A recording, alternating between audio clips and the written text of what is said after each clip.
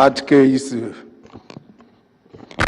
बहुत महत्वपूर्ण कार्यक्रम में हम सब के बीच में उपस्थित भारत की महामहिम राष्ट्रपति श्रीमती द्रौपदी मुर्मू जी, सर्वोच्च अदालत के न्यायमूर्ति श्रीमान सूर्यकांत जी, मोदी जी की मंत्रिपरिषद में मेरे साथी Shri Arjun Ram Meghwal ji, doctor R Venkataramani, attorney general of India, श्रीमान Tushar Mehta ji, solicitor general of India, doctor S Shiv Kumar, जिनके निमंत्रण पर हम सभी लोग यहाँ पर आए हैं, अध्यक्ष कॉमनवेल्थ लीगल एजुकेशन एसोसिएशन और उपस्थित सभी न्याय क्षेत्र से जुड़े हुए सभी कॉमनवेल्थ कंट्रीज से आए हुए अलग अलग भूमिका को निर्वहन करते हुए भाइयों और बहनों, आप सभी को अंतिम दिन पर ही सही मैं भारत में आप सभी का स्वागत करता हूं। मित्रों, कॉमनवेल्थ लीगल एजुकेशन एसोसिएशन द्वारा आयोजित Commonwealth attorney and solicitors conference मुझे यहाँ पर बुलाकर मेरे विचार रखने का मौका जो दिया, इसके लिए सबसे पहले मैं आप सभी का बहुत बहुत धन्यवाद करना चाहता हूं और आभार व्यक्त करना चाहता हूं। विशेषकर ये कॉन्फ्रेंस ऐसे समय में हो रही है जब जियोग्राफिकल बाउंड्री का विश्व में कोई महत्व नहीं रहा है, ना कॉमर्स के लिए रहा है ना क्राइम के लिए रहा है। कॉमर्स भी बॉर्डरलेस हो रहा है, क्राइम भी बॉर्डरलेस हो रहा है, और उस वक्त कॉमर्स के डिस्प्यूट और क्राइम, इसको भी अगर बॉर्डरलेस तरीके से हमने निपटना है तो हमें कोई ना कोई नई व्यवस्था, नई परंपरा शुरू करनी पड़ेगी। इसलिए आज की ये कॉन्फ्रेंस का जो विषय है वो भी इतना ही रिलेवेंट है और समय भी बहुत रिलेवेंट है, ऐसा मेरा मानना है। मैं एक बात, आप सभी लोग शुद्ध रूप से कोर्ट के साथ जुड़े हुए हैं, न्याय की प्रक्रिया से के साथ जुड़े हुए हैं। आप सभी को मालूम है आम व्यक्ति के जीवन में न्याय का कितना महत्व है और कितनी श्रद्धा है, परंतु इसकी अभिव्यक्ति अभी अभी महामहिम राष्ट्रपति ने एक जगह पे की है, इसको मैं जरूर कोट करना चाहूंगा। महामहिम राष्ट्रपति यहां से सुदूर 1000 किलोमीटर दूर भारत के सबसे पिछड़े इलाके से और सबसे पिछड़ी ट्राइब से भारत के राष्ट्रपति तक पहुंची हुई व्यक्ति है, और ये बताता है कि भारत में लोकतंत्र और संविधान की स्पिरिट की जड़ें कितनी गहरी नीचे तक, पाताल तक गई हैं।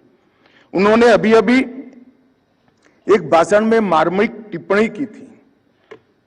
उनके गांव के लोग 3 ही लोगों को भगवान मानते थे। एक शिक्षक जो बच्चों को ज्ञान देता है, आगे बढ़ाता है। दूसरा डॉक्टर जो सभी लोगों के स्वास्थ्य के दूरस्थ रखकर अच्छा सुदीर्घ आयुष्य लेने के लिए मदद करता है। और तीसरा लॉयर, जो न्याय तंत्र के लिए शब्द है लॉयर, जो आम भाषा में उपयोग में आता है, वो उनको संविधान ने दिए हुए सारे अधिकारों को मुहैया कराने में मदद करता है। इसलिए मैं आज ये बात बताना चाहता हूं कि यहां पर जो कॉन्फ्रेंस हो रही है, इसका दायरा केवल कोर्ट तक सीमित नहीं है। इसका दायरा कॉमनवेल्थ कंट्रीज और एक प्रकार से पूरी दुनिया के आम लोगों के साथ जुड़ा हुआ है, क्योंकि संविधान में, हर देश के संविधान में भावनाएं भी होती है, स्पिरिट भी होता है और कुछ इथोस को ले डाउन भी किया हुआ होता है, परंतु न्याय और अधिकार सब में आपको कॉमन मिलेंगे। इसको जमीन पर उतारने का काम और उसको न्याय को आम व्यक्ति तक पहुंचाने का काम केवल और केवल न्याय तंत्र ही करता है जिसके साथ आप जुड़े हुए हो। तो इस समय पर न्याय की नागरिकों के प्राप्ति के लिए कॉमनवेल्थ कंट्री में क्या करना चाहिए, इसकी चर्चा ये 2 दिन तक आपने की है। मैं मानता हूं कि बहुत सार्थक चर्चा हुई है। मेरे पास जो रिपोर्ट है इसमें ढेर सारे विषयों पर चर्चा हुई है, मगर ग्लोबल लीगल चैलेंजेस और इंस्टीट्यूशनल एक्सेसिबिलिटी ये विषय मैं मानता हूं कि आज के समय में सबसे ज्यादा रिलेवेंट है और इस पर आगे पर भी एसोसिएशन ने काम करना चाहिए, क्योंकि एक प्रकार से ये चर्चा अगर यही रह जाती है, एकेडमिक चर्चा होकर इसके एसोसिएशन के रिकॉर्ड में रहेगी, तो इसका कोई फायदा नहीं होगा। मेरा आप सभी अटॉर्नी और सॉलिसिटर जनरल से आग्रह है कि इसके जो एक्शन पॉइंट है चर्चा के, आपके बिजनेस सेशन के जितने भी एक्शनेबल पॉइंट है, उसको आपके देश की लॉ मेकिंग एजेंसी के साथ शेयर कर लॉ को शेप देकर पूरे ग्लोबल ऑर्डर को ठीक करने का प्रयास इस कॉन्फ्रेंस के माध्यम से करना चाहिए। तभी जाकर एक कॉन्फ्रेंस एक प्रकार से सक्सेसफुल कॉन्फ्रेंस मानी जाएगी। अभी कुछ समय पहले हम बैठे थे, तब भी मैंने प्रदीप जी को भी बताया, जस्टिस सूर्यकांत जी को भी बताया कि इसको आगे ले जाने के लिए यहां से जाकर ज्यादा काम करना पड़ेगा, ऐसा मुझे लगता है। मित्रों, जस्टिस डिलीवरी में क्रॉस बॉर्डर चैलेंजेस इसकी बात करें तो आज कनेक्ट दुनिया में जियोग्राफिकल बॉर्डर और बैरियर है ही है, इसको कोई नकार नहीं सकता, परंतु ट्रेड, कॉमर्स, कम्युनिकेशन और क्राइम, ये सब में से बैरियर और बॉर्डर ये दोनों शब्द निकल गए हैं। क्राइम भी, फिर से एक बार मैं कहना चाहूंगा, क्राइम भी बॉर्डरलेस हो गया है और ट्रेड भी बॉर्डरलेस हो गया है। ये दोनों के लिए हमने आगे काम करना पड़ेगा। और मैं क्राइम की बात करूं तो एक प्रकार से छोटे साइबर फ्रॉड से लेकर ग्लोबल ऑर्गेनाइज क्राइम तक ये दोनों के बीच में जुड़ाव अब बहुत गहरा होता जा रहा है। लोकल डिस्प्यूट से लेकर क्रॉस बॉर्डर डिस्प्यूट तक भी जुड़ाव बहुत गहरा होता जाता है। छोटी सी चोरी से लेकर अब बैंकिंग सिस्टम को हैक करना और डेटा को हैक करने तक की पूरी प्रक्रिया अब समाप्त हो चुकी है। और स्थानीय क्राइम से इंटरनेशनल टेररिज्म का जुड़ाव भी गहरा होता जा रहा है।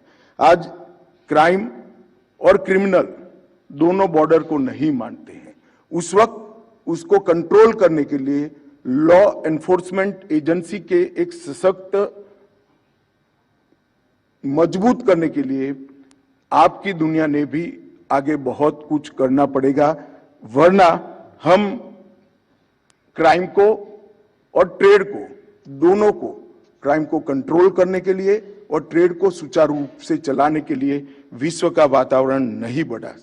जहां तक ट्रेड का सवाल है, एक्सचेंज रेट का उतार चढ़ाव, ट्रेड प्रोटेक्शन की ट्रीटियां, इंटरनेशनल स्टैंडर्ड्स और रेगुलेशन के कंप्लायंस से जुड़े हुए मुद्दे और कॉन्ट्रैक्ट एंड डिस्प्यूट रिजोल्यूशन, ऐसे कई मुद्दे हैं जिस पर एक कॉमन रुख लेकर आगे बढ़ना पड़ेगा।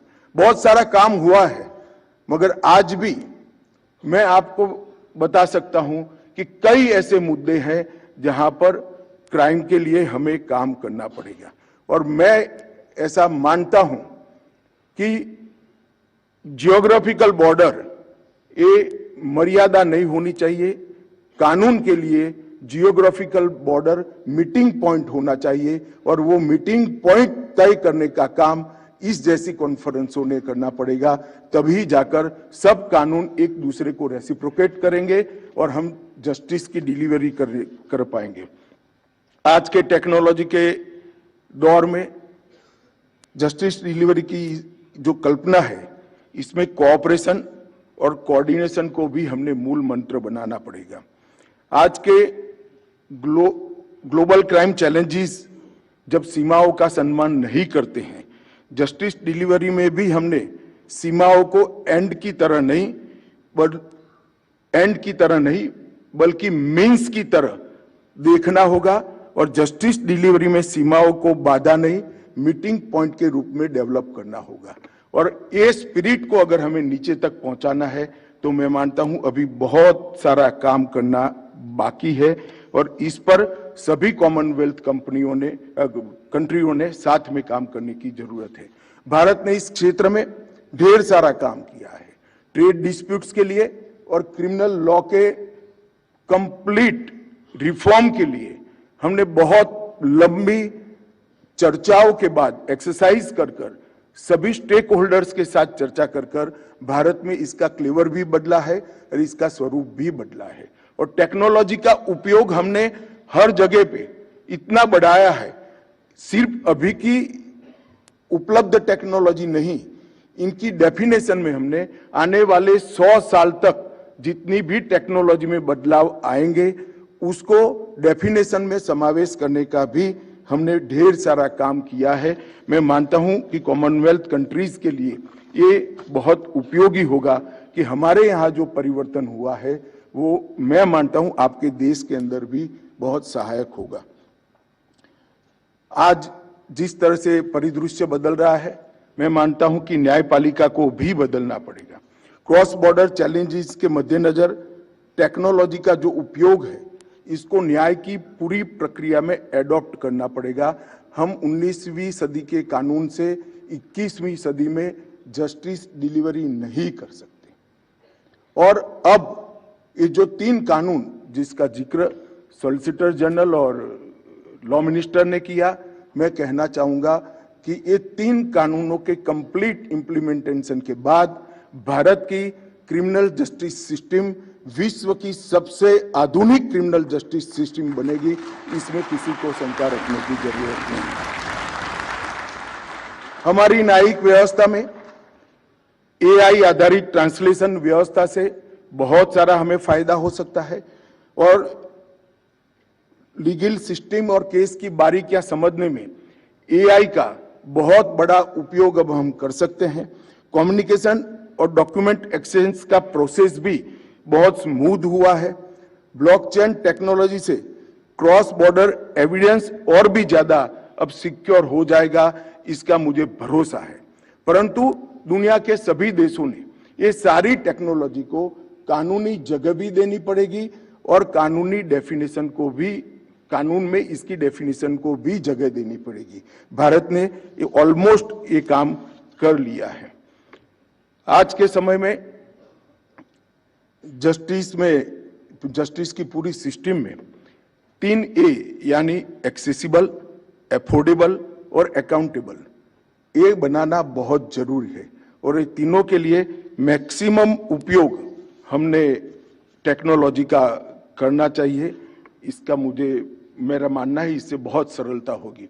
मित्रों, जो नए कानून क्रिमिनल जस्टिस सिस्टम के 3 कानून हम लेकर आए हैं उसमें हमने टेक्नोलॉजी को भी स्थान दिया है और इसके साथ साथ एफएसएल को भी स्थान दिया है। एविडेंस बेस्ड प्रोसिक्यूशन को बढ़ावा देने के लिए हमने 7 साल और उससे ज्यादा जितनी भी धाराओं में सजा का प्रोविजन है सब में एफएसएल के ऑफिसर का, साइंटिफिक ऑफिसर का विजिट कंपलसरी किया है। और मैं आपको बता देता हूं कि कानून आने से पहले इसका पूरा इंफ्रास्ट्रक्चर और ह्यूमन रिसोर्स जनरेशन का काम भी एफएसएल यूनिवर्सिटी बनाकर हम समाप्त कर चुके हैं। जैसे ही कानून इंप्लीमेंट होंगे पूरे देश के अंदर ये व्यवस्था दूसरे ही दिन से हम आगे ले जा पाएंगे। मित्रों, आज एफएसएल यूनिवर्सिटी ने हर साल 35,000 साइंटिफिक ऑफिसर बाहर आएंगे, इस प्रकार की व्यवस्था हम ऑलरेडी कर चुके हैं। इसके पहले भारत के अंदर integrated criminal justice system ICJS के माध्यम से हमने देश के सारे पुलिस स्टेशनों को एक ही सॉफ्टवेयर से अपनी अपनी भाषा में ऑनलाइन काम कर सके, इस प्रकार का ऑनलाइन जुड़ाव कर चुका है। ई पुलिस के माध्यम से लगभग 8 करोड़ से ज्यादा लेगेसी डेटा को हम स्टोर कर चुके हैं। ई कोर्ट में 15 करोड़ से ज्यादा लोअर जुडिशरी के डेटा को ऑनलाइन कर चुके हैं। ई प्रिजन से 2.5 करोड़ से ज्यादा कैदियों का डेटा अब ऑनलाइन हो चुका है। ई प्रोसिक्यूशन से 1 करोड़ से ज्यादा प्रोसिक्यूशन का डेटा, लेगेसी डेटा की मैं बात करता हूं, नया तो अब ऐसे ही जनरेट होगा, वो ऑनलाइन हो चुका है। और ई फॉरेंसिक से माध्यम से 35 लाख से ज्यादा फॉरेंसिक का डेटा भी ऑनलाइन हो चुका है। ये सभी 5 pillars, police, court, prison, prosecution और फॉरेंसिक, ये सभी 5 पिलर्स के लिए इंटर पिलर इंटीग्रेशन के लिए भी एआई का उपयोग करते हुए सॉफ्टवेयर एक साथ बन रहे हैं और ये पांचों का डेटा एक दूसरे के साथ बात करे ऐसी ही भाषा में पहले से ही बनाने का काम हुआ है, जिससे जब एआई के उपयोग से सॉफ्टवेयर बन जाएंगे तब ये सारा डेटा एक दूसरे के साथ बात कर ढेर सारी चीजों को सरल कर देगा, इसका मुझे विश्वास है। और मैं आज ये कॉन्फ्रेंस के अंदर हमारे देश के भी काफी लॉयर आए हैं, काफी बनने वाले लॉयर भी यहाँ पर उपस्थित है। मैं सबको विश्वास दिलाना चाहता हूँ कि ये तीनों कानून का कंप्लीट इंप्लीमेंटेशन होने के बाद किसी भी एफआईआर को हाईकोर्ट तक 3 साल में न्याय मिल जाएगा, इतना हमने सुनिश्चित कर दिया। मित्रों, आज हम सब जब यहाँ उपस्थित है तब मैं इतना ही कहना चाहता हूं कि आने वाले दिनों में यहाँ पर जो भी विचार मंथन हुआ है वो विचार मंथन एक्शनेबल पॉइंट में कन्वर्ट हो और वो actionable point law making agency तक जाए और लॉ में सार्थक परिवर्तन कर आने वाले दिनों में दुनिया में ट्रेड और क्राइम कंट्रोल दोनों को टेक्नोलॉजी के उपयोग से हम कर पाए। ये विश्व की जरूरियत है, कॉमनवेल्थ कंट्रीज की भी जरूरियत है और भारत की भी जरूरियत है, क्योंकि कोई देश अब एक दूसरे के साथ जुड़े हुए कानूनों के बगैर अपने देश को सुरक्षित नहीं रख सकता। इस वास्तविकता को हमने समझना भी पड़ेगा और इसको स्वीकारना भी पड़ेगा। मुझे लगता है कि आज की कॉन्फ्रेंस इस दिशा में बहुत फ्रूटफुल होगी और आने वाले दिनों में कॉन्फ्रेंस के सुफल पूरे कॉमनवेल्थ कंट्रीज में हम देख पाएंगे। मैं आप सभी को बहुत बहुत अनंत शुभकामनाएं देकर मेरी बात की समाप्ति करता हूं। वंदे मातरम।